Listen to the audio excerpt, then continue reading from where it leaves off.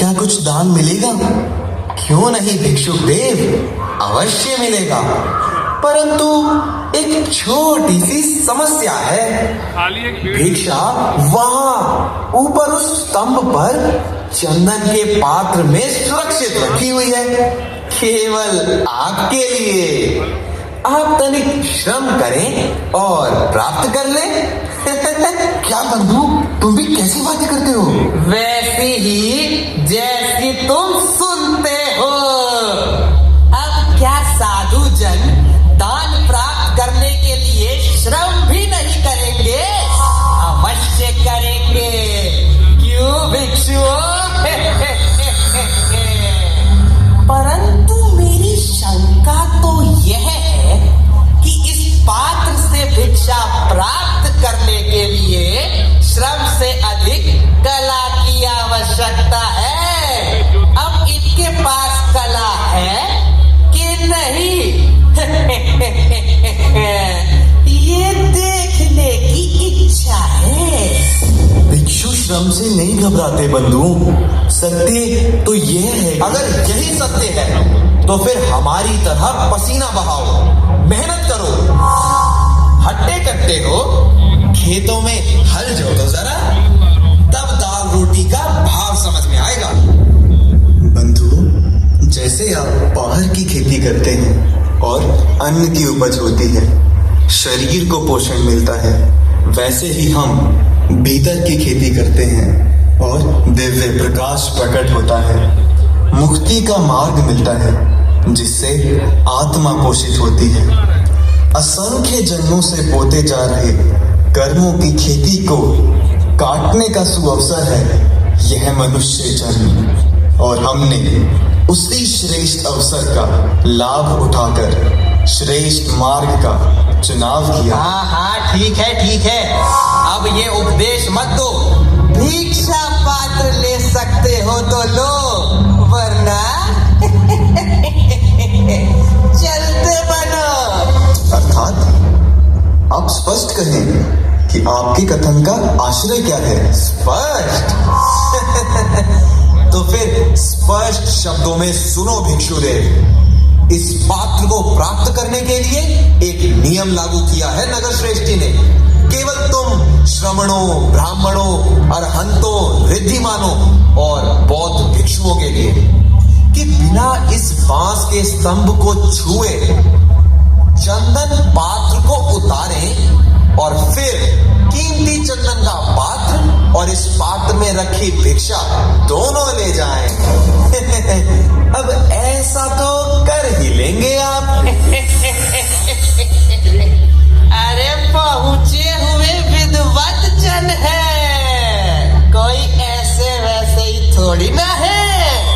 सिद्ध पुरुष है, महाबुद्ध के शिष्य है। ये तो इनके लिए तुच्छ सा खेल है। क्यों देव, सही कहा ना? साधुवाद, हम चलते हैं। क्या हुआ सिद्ध जनों, सिद्धियां विस्मृत हो गई क्या? अरे निर्लजों की भांति भिक्षा मांगना और बिना पुरुषार्थ के भोजन एकत्रित करना, बस यही महानता है इनकी। मैं ना कहता था इन सब के पास कोई आध्यात्मिक शक्ति वक्ति नहीं है। ये और इनका गुरु वो तथागत समस्त समाज को मूर्ख बना रहे हैं, मूर्ख। इनके उस पाखंडी गुरु ने इन्हें छोटे से पात्र को ऊपर से नीचे उतारने की शक्ति, उसका ज्ञान तो दिया नहीं, और दावे करते हैं मुक्ति के, निर्वाण के। अरे वास्तविकता तो ये है कि ये निर्लज है, नकारे हैं, निठल्ले हैं ये। तभी तो जिम्मेदारियों से भागकर भिक्षुक बन गए, दूसरों की मेहनत की कमाई खाने के लिए।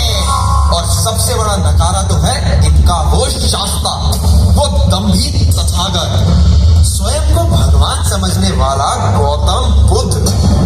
स्वयं तो राज्यभार छोड़ ही आया है और दूसरों को भी भगोड़ा बना रहा है। बस एक शब्द और नहीं, मेरे गुरुदेव के विषय में एक और अधिक शब्द मुख से ना निकालना। अरे मेरे तथागत की चरण धूलि के समान भी नहीं हो तुम सब। यदि इतने ही पहुंचे हुए संत महात्मा सिद्ध पुरुष है तुम्हारे तथागत, तो क्यों नहीं तनिक हमें भी उनकी शक्तियों का दर्शन करवाते। आओ और बिना छुए उतार लो ये चंदन का पात्र इस बांस पर से।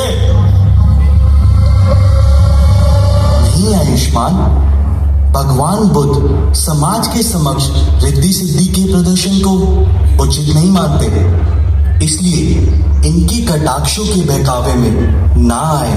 परंतु इन्होंने हमारे गुरुदेव पर लांछन लगाया है, उन्हें शक्तिहीन, सिद्धिहीन, पाखंडी कहा है और ये मेरे लिए असहनीय है, मृत्यु के समान है। इन्हें उत्तर मिलना ही चाहिए। यदि इस पात्र को बिना छुए उतार लाना ही आध्यात्मिक जागृति का प्रमाण है, तो मैं अभी यहीं आप सभी के सामने अपनी आकाश गमन रिद्धि द्वारा बिना स्तंभ को छुए चंदन का पात्र उतार कर दिखाऊंगा। उसके उपरांत मेरे तथागत के विषय में आप में से कोई भी असभ्य वचनों का उपयोग नहीं करेगा। बौद्ध इतिहास में वर्णन आता है कि भिक्षु पिंडोल भारद्वाज ने उस समय आकाश गमन रिद्धि से चंदन पात्र को प्राप्त किया और तब सभी ने उनसे क्षमा याचना कर संपूर्ण राजगृह में उनकी जय जयकार की थी।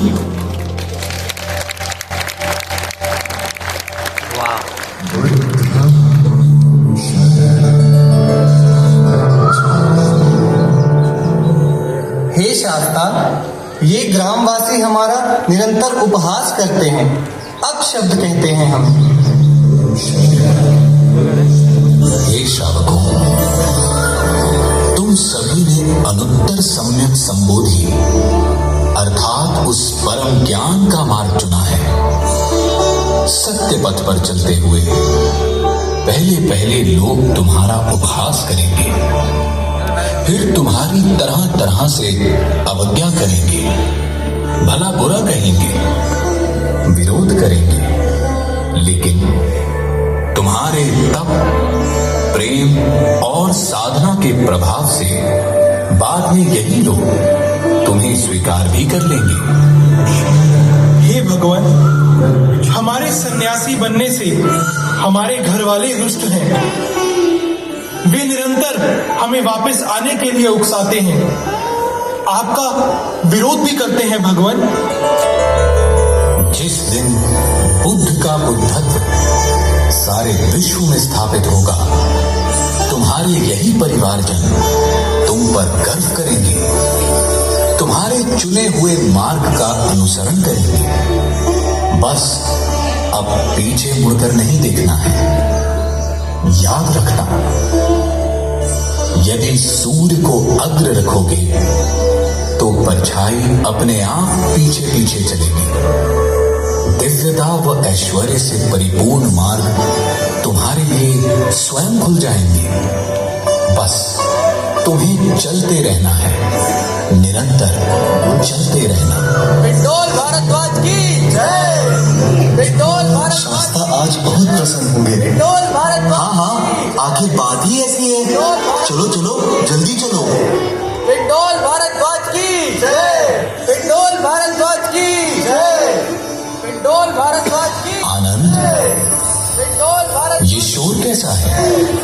हे बंदे, आज कुछ नगर वासियों ने आपके शिष्य पिंडोल भारद्वाज को आपके विषय में कटु वचन कहकर चुनौती दी है कि क्या वह लंबे गहरे धसे बांस पर रखे हुए चंदन पात्र को बिना बांस छुए उतार सकते हैं या नहीं।